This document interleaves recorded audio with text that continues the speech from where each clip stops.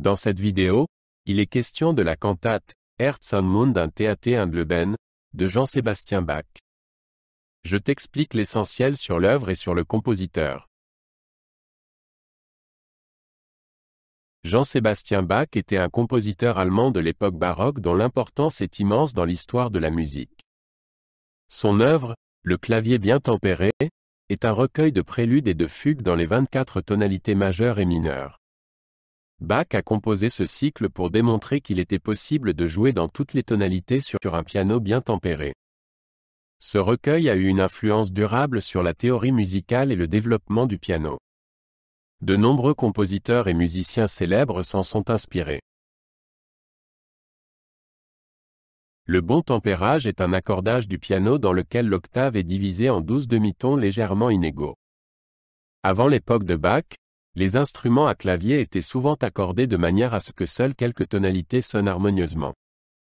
Le clavier bien tempéré de Bach a montré qu'il était possible de produire des sons musicalement propres et harmonieux dans toutes les tonalités. Cette approche a permis une plus grande flexibilité musicale et a ouvert de nouvelles possibilités pour les compositeurs et les musiciens.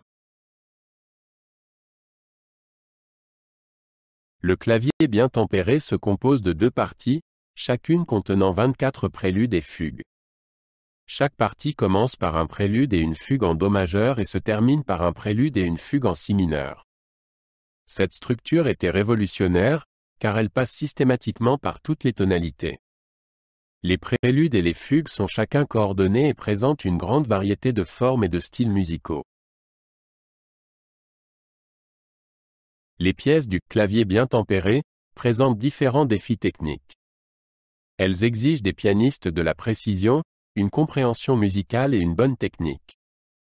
Bach a utilisé ses compositions pour élargir les possibilités du jeu pianistique et développer différentes compétences techniques. Des courses rapides au thème de fugues complexes, l'œuvre offre une école complète du jeu pianistique. Le clavier bien tempéré a eu une influence considérable sur les générations ultérieures de compositeurs. Bach utilise un langage comme Mozart qui allie émotion et précision mathématique. Les préludes et fugues de Bach et ont intégré des thèmes principaux qui est similaires dans leur de la pièce dans différentes voix et harmonies. Ce recueil a servi de manuel d'apprentissage à de nombreux musiciens célèbres et reste d'ambiance et de caractère fondamentale de la littérature. Cette combinaison d'ordre structurel et d'expression émotionnelle rend l'œuvre particulièrement riche et variée. Pour les élèves musiciens et les pianistes, Le clavier bien tempéré est un ouvrage d'entraînement indispensable. Il permet d'améliorer la compréhension des rapports harmoniques, de la technique des fugues et du jeu pianistique en général.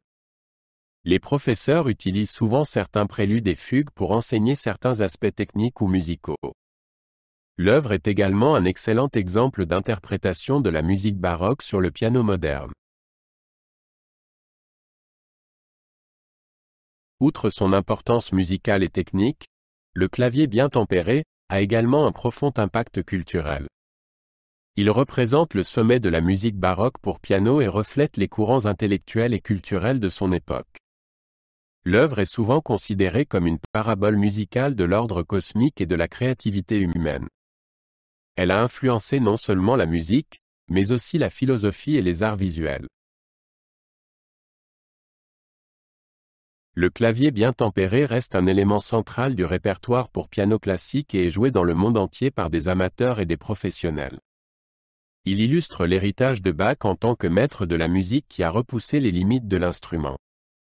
Les pianistes et compositeurs modernes continuent de trouver l'inspiration dans cette musique.